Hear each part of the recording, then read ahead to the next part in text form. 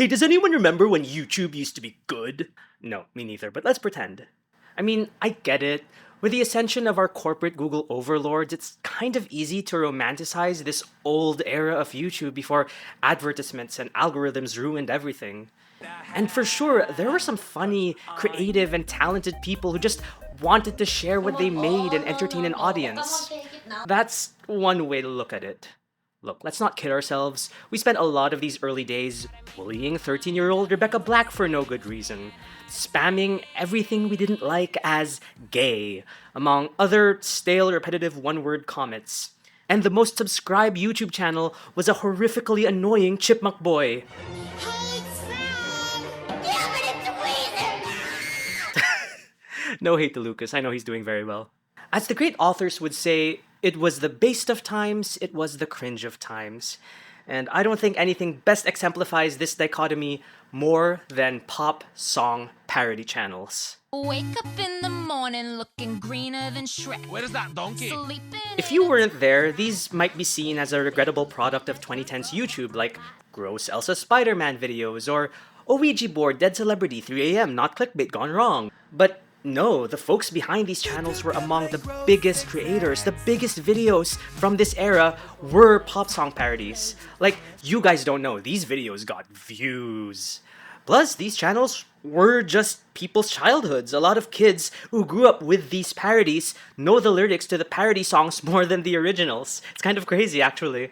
And I think that's worth exploring because tracking the rise and decline of these channels and these types of videos could tell us a lot about the overall trajectory of YouTube, pop music, and online culture as a whole throughout the 2010s. Why were they so big, and why don't we see them anymore? Let's find out. And I will try not to be too mean. I just don't get Fred. Okay, I know we have the same name, but I...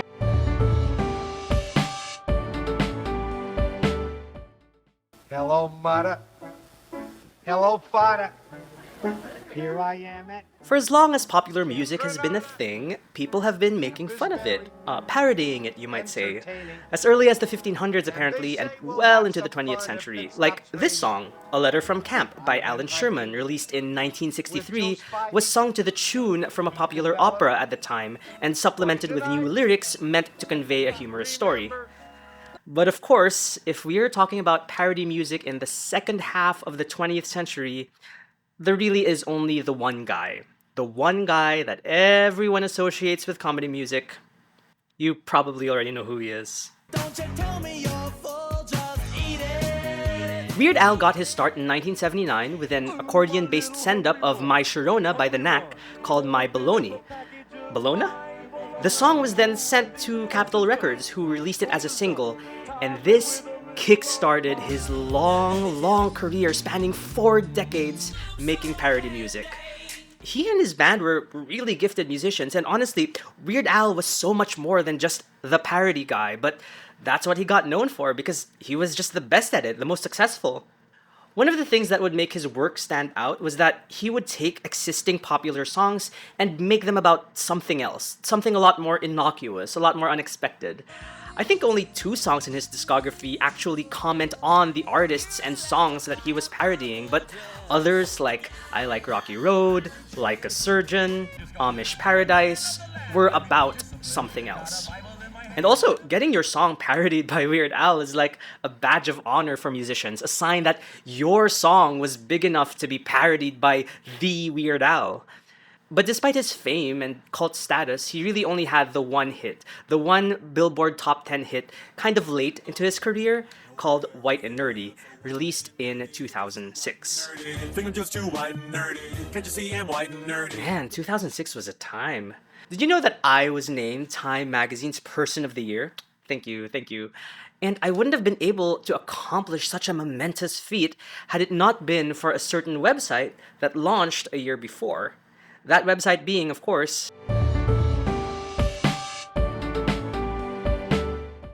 Evolution of dance. one thing I'd realized about this really early era of YouTube was just how entrenched music was into the platform. Like, a lot of these super early videos integrated the concept of music in really interesting ways. It's like they ask themselves, What if music and blank? What if music and news? What if music and 80s cartoons? What if music and politics? Remember this one, this will come important later. What if music and puppets? What if music and MS Paint animation? What if music and commentary about racial inequality that was a decade ahead of its time? But what about music and comedy? Well, as long as we're talking about comedy, music, and the early days of YouTube, there really is only the one act. The one act that defines all three of these things. The Lonely Island started as a YouTube channel and was quickly snatched up by Saturday Night Live. One of the first big viral hits on YouTube was from them, a song called Lazy Sunday. And they enjoyed considerable success afterward with many, many more online hits. They were massively influential. I mean, electronic party beats and hip-hop inspired delivery contrasted with lyrics describing a mundane or funny premise. The raunchy, kind of juvenile, borderline edgy humor. For sure, the impact of Lonely Island was felt all over YouTube around this time. Now, before we even get to the 2009 and the big players would really make their mark, there were two parodies that I remember getting on my radar. One was Womanizer by Britney Spears as parodied by Venetian Princess.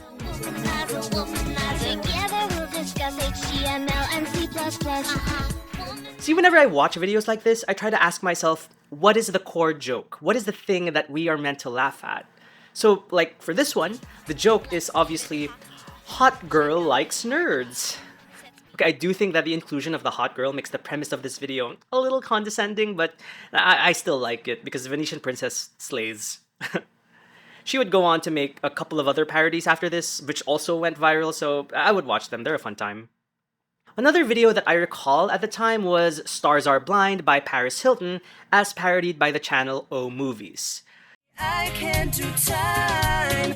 Robert Blake and O.J. Simpson, they both get off. This weirdly made big news at the time. I remember seeing this video on entertainment news sites.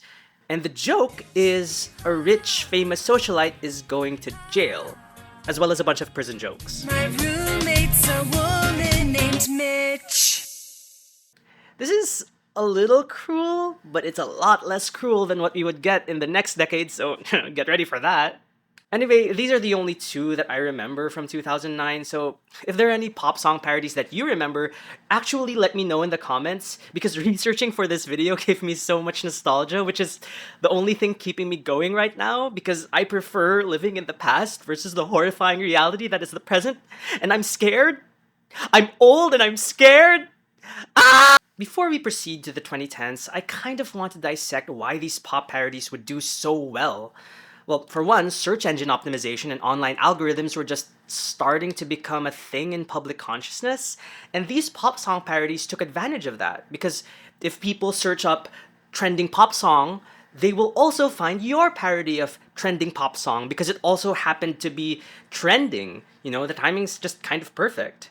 But another far less obvious reason, I think, is that pop music, through repetition and patterns, is designed to sound good. Yeah, pop music is good, actually. But I just don't think we were ready to admit that to ourselves in the late 2000s, because pop music was just so ubiquitous. These songs were just heard everywhere.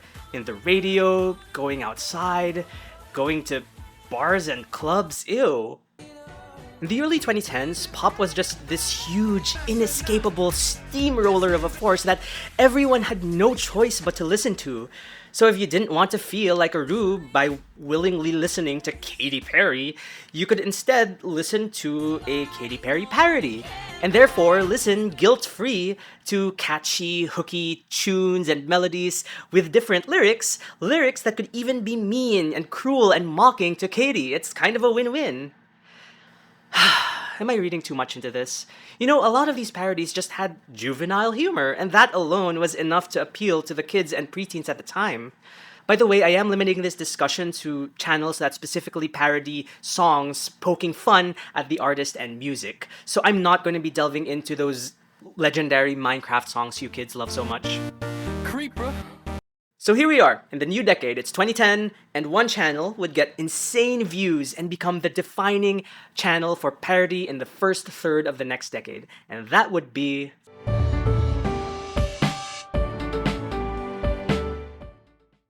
So remember that girl in the bikini beside the pic of Obama? Yeah, you remember it because I told you. But anyway, this was taken from the song from the viral video, I Got a Crush on Obama, from the channel Barely Political.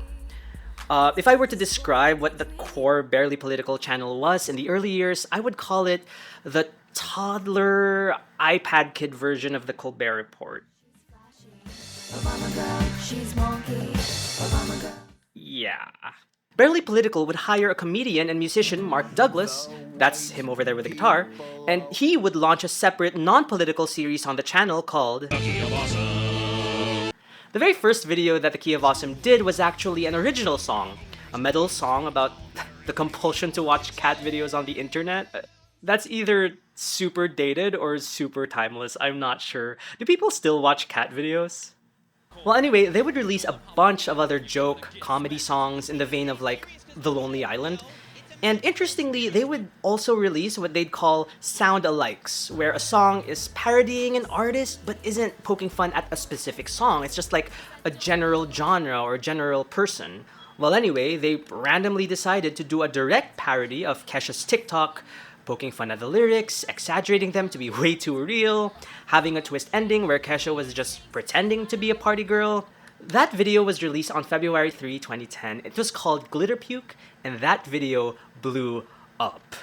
According to Mark himself, he says that this video was one of the most viewed videos of that year, right behind the Bed Intruder song by the Gregory Brothers.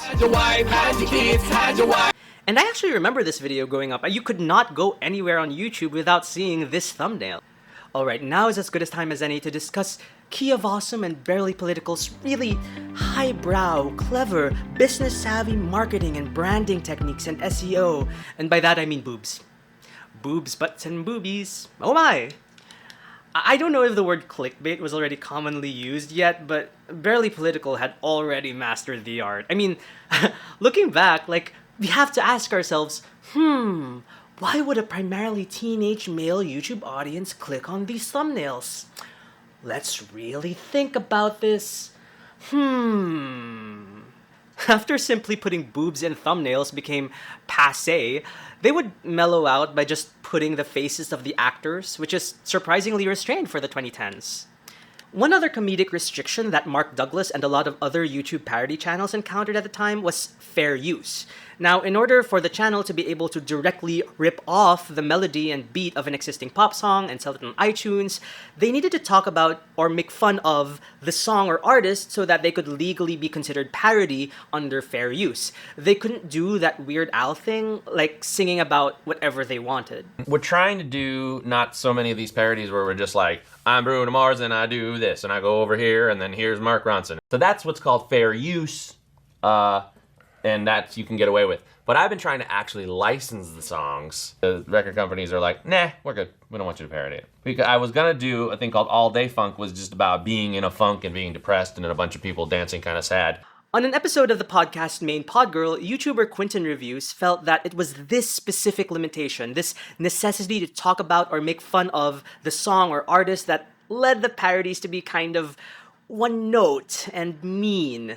Like, multiple parodies dedicated to Kesha being trashy, One Direction being talentless and dumb, Gaga being a Madonna wannabe attention whore. So you could probably tell that, like all internet media, some of the Key of Awesome just did not really age well. But honestly, when they were not taking the cheap shots at artists, there was a lot that was actually really clever. For example, this one particular video is a fan favorite. It's a parody of this specific viral video by the band Walk Off the Earth of 5 people playing Somebody That I Used to Know by Goatee on the same guitar. And the Key of Awesome created their own premise for their parody where the joke is one of the members is pawning off all their stuff for drug money, and that's the reason why they only have the one guitar. And that's convenient since we only have the one. It's clever, and I think it shows just how inventive the Key of Awesome were in crafting a funny story and witty punchlines. I've also always liked this parody of Bruno Mars's Grenade, which works really well, although it's hardly about Bruno Mars. I sent you my left ear, but you tossed it off the pier, then said something I couldn't hear. What? It takes the main lyrical hook of the Grenade song and exaggerates the premise into what if a guy is willing to do all these crazy hypothetical things for a relationship but not willing to put in the actual basic work. Another video I'd recommend is their parody of this video, the song Can't Remember to Forget You by Shakira featuring Rihanna. This one's also a fan favorite. There's one moment here where it takes this moment from the original and turns it into this. I cannot hear you. Just stay put, my butt will find your butt. Communicate with me with that telepathy. Now we're dry hop in the drywall. As telepathy. Brilliant. 10 out of 10. No notes. And just overall, for my money, On Screen Now are my all-time favorite Key of Awesome parodies. I limited it to my top 8, so check them out if you like. So overall, there was just some real effort, some real humor put into these parodies. Plus, they just had really excellent actors and really talented voice impersonators. Mark himself was involved in a lot of the acting and singing, and he spearheaded the songwriting as well. Okay, there's one more thing that I want to mention. So remember that Key of Awesome was just a sub-series of the Barely Political channel, and aside from the Key of Awesome, they'd also upload various comedy skits. And sometimes Mark and his wife and his friends would just be having fun and goofing off. And these videos are just adorable, they're nice, they're cute, and I like them. Okay, enough of that. Enough of me fanboying. And I'd estimate that from 2010 to 2013, the Key of Awesome was like the king of video parodies. Barely Political, through the Key of Awesome, were big. By the end of 2010, they would have a little over 1 million subscribers, making them the 18th most subscribed YouTube channel. By the end of 2013, that number would grow to 3.4 million. They were mentioned by Katy Perry in an interview, and she admitted to watching a lot of their videos, which honestly might have been a little awkward. Key of Awesome! Also, one of the cast and crew started his own YouTube channel in a different niche. He got fairly successful from it, and you may have heard of this channel. Through the channel's success, Mark Douglas himself got fairly popular. Before the channel, he was a struggling unknown comedian, and now he got to be on 30 Rock, he got to jam with Weezer, Oh my damn it, it's Weezer! he met Barack Obama. Clearly, no one could come and take the throne from them, right? Right? Uh-oh.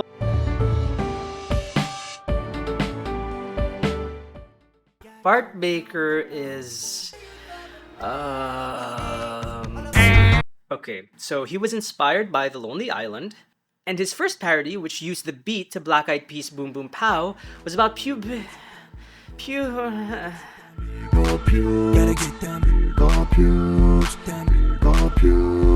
Would you believe me if I said that this parody is still somehow less crude than what would come after? Because, oh my god, these early Bart Baker videos were rough. Like, oh my god, this California Girls parody, if you can call it that, is just like 60% the original lyrics to the song, just sung from the point of view of a gay old guy. A lot of these were designed to put certain people in positions of ridicule. The elderly, the overweight, the homeless. And Bart seemed to have this really strange fixation with cross-dressing, whether it was himself or others, as well as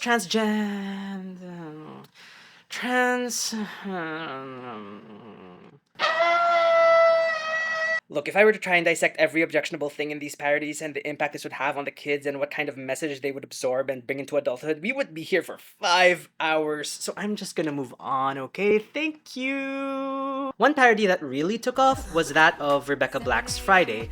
I told you we were all bullying Rebecca Black at the time, where the core joke is Rebecca Black is a vapid slut. All the kids are horny on the weekend. We all know that she was 13, right? Okay, to be fair, I know that Bart did not mean to make fun of Rebecca Black, as in the person Rebecca Black. And I know that it's also not fair to judge who a person is now based on questionable actions that they did 14 years ago. I understand all of that. People grow and evolve and change, yada yada.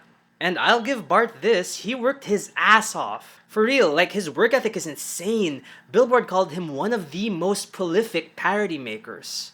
And I'm sure that there was this pressure to make a parody as soon as a new pop song dropped, so it could ride on the SEO. And it honestly showed because the execution could be really sloppy at times. See, when you write lyrics to songs, you have to fit a certain meter.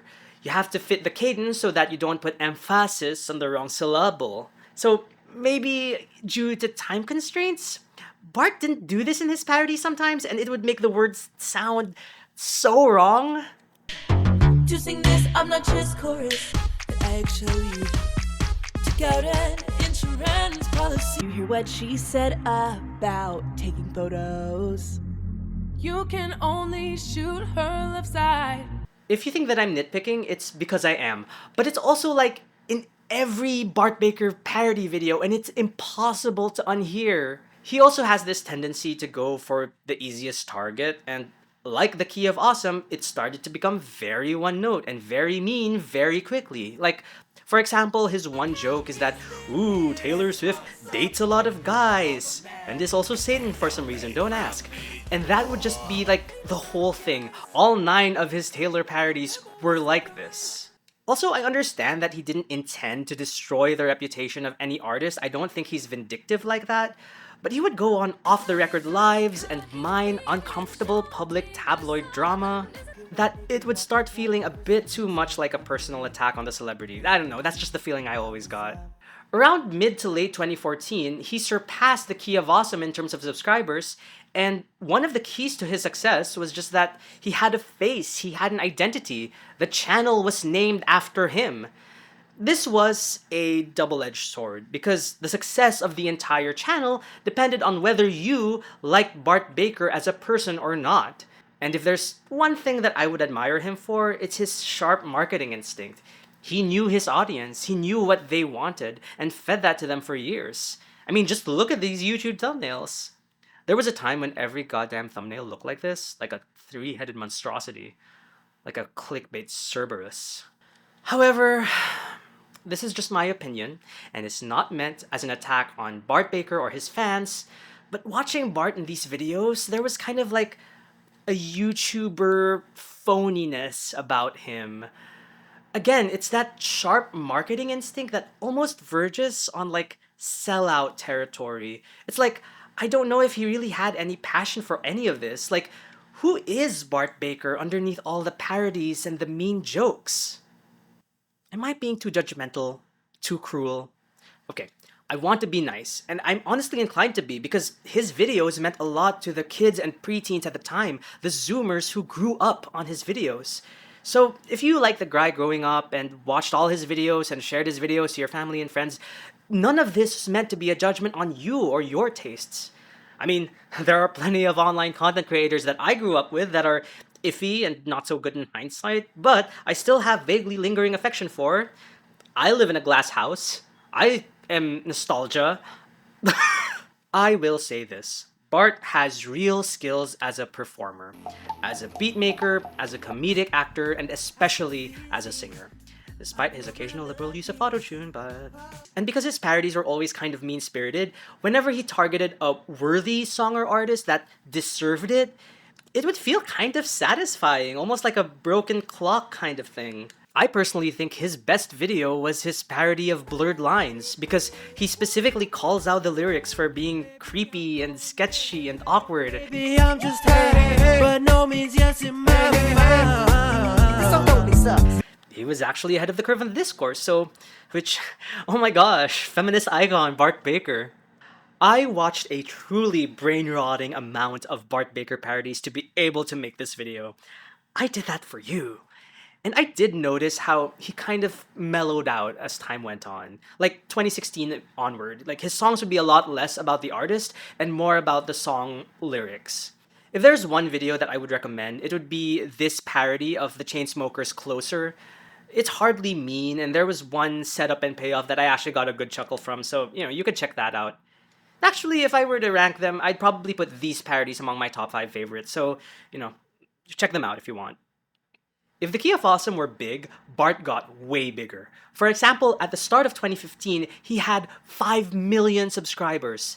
That's double the sub count of Jacksepticeye around that same time. Also, he was able to recruit a truly random assortment of celebrities to cameo in his videos. Everyone from Stan Lee, to Steve O, to Ron Jeremy, to Joan Rivers, to the P90X guy, to Markiplier. Actually, the cast of his videos are a who's who of YouTubers and Viners, both living and cancelled. And that's just the beginning, because, according to Bart, he had people like Shawn Mendes and Jacob Sartorius and the kids who sang Juju on That Beat endorsing or even requesting these parodies from Bart.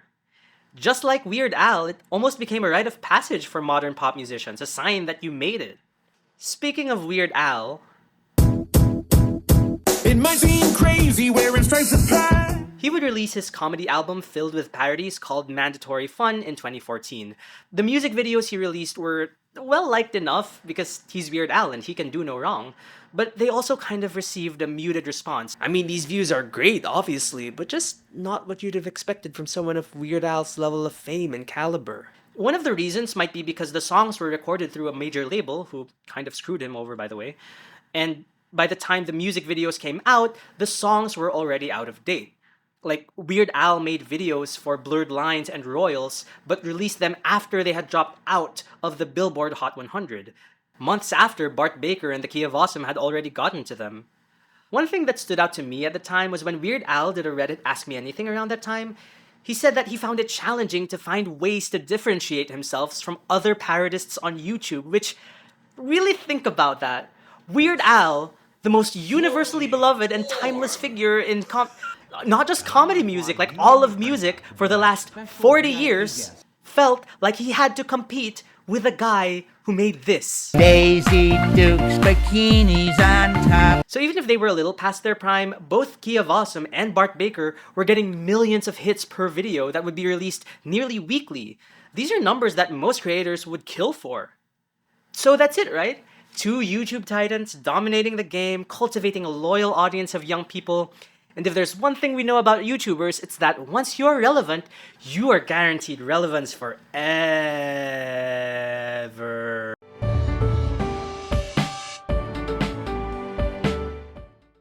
Okay, I want to talk about the YouTube algorithm, the terrifying, unknowable beast that somehow led you to this video. Yeah, like and subscribe. In 2012, in order to combat low-effort clickbait, and also show viewers more advertisements, YouTube prioritized watch time, or how long a viewer spends watching a video, as basis for whether or not a video would be pushed to people's feeds. The effect of these were not immediately felt at the time, but ultimately were seismic.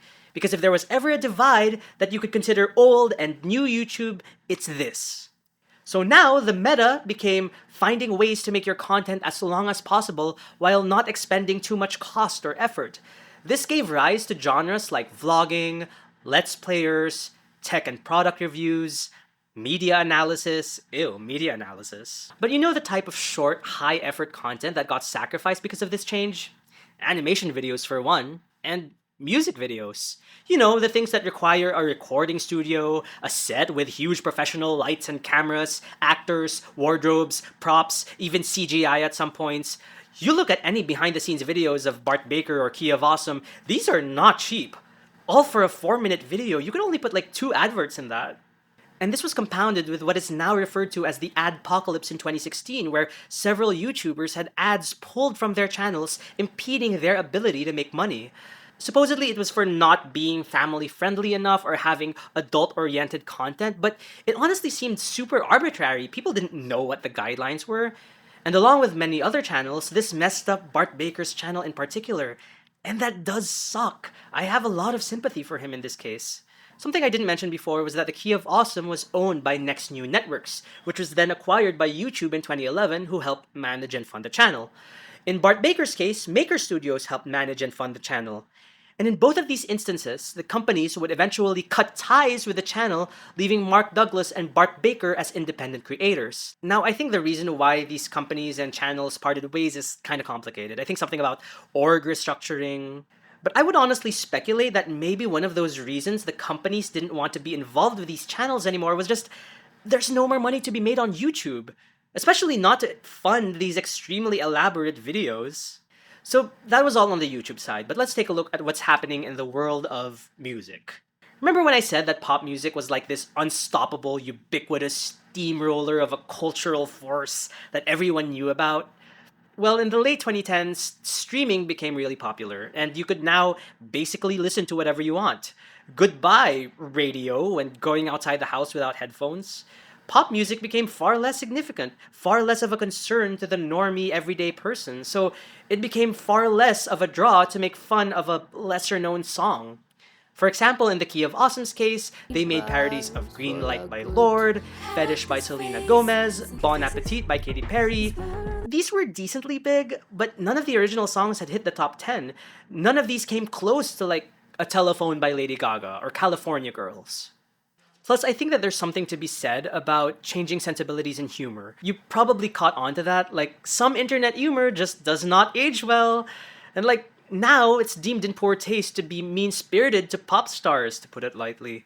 Key of Awesome dealt with this by making parodies where the joke was just about how awesome and cool and well-liked the artists they were parodying were, like Bruno Mars and Kendrick Lamar. Bart dealt with this by targeting acceptable targets, the targets that people already kind of hated, like Jake Paul and 6ix9ine. But ultimately, when the writing was on the wall, it was time to end things. The Key of Awesome bowed out in February 5, 2018, with a surprisingly tasteful send-off video, which honestly made me kind of emotional. Okay, I can't front anymore. I've been a fan of this channel since the beginning, and this last video actually made me really sad. Since this farewell video, it's been 6 years, and the only real thing we've heard from Mark since then is a single podcast episode. Where you been, Mark, buddy? We miss you. Bart's career went to weird places. He started a sound-alike comedy album that didn't really go anywhere. He had a rap comedy career referring to himself as Lil Clorox, which I'm still not sure whether it was a joke or was meant to be played straight. And as I said earlier that I felt that he was verging on sellout territory, well, if you know one thing about Bart Baker's post-YouTube career, you may know him as the guy who sold himself to China.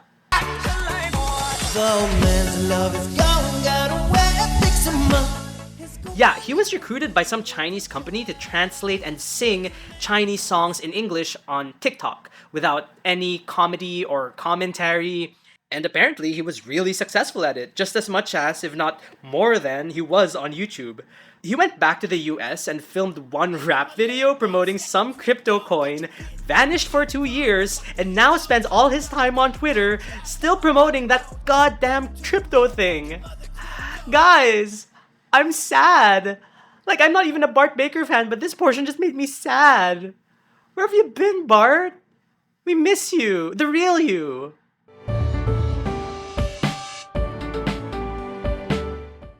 I just wanted to talk about all this because it serves to highlight just how quickly trends can come and go. Genres, types of content, or whatever that feel dominant, that feel too big to fail, can be gone just like that, with algorithm changes and shifts in the culture. But you know what? That's okay, because nothing matters, and the march of time will consign our transient lives into the oblivion of insignificance, our fleeting presence a mere whisper in this vast...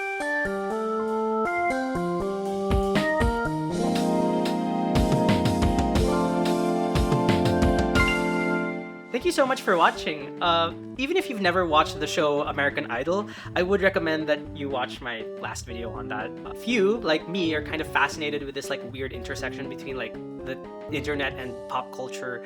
I'm gonna keep on making videos like this, and I just wanted to say thank you again. So, thank you.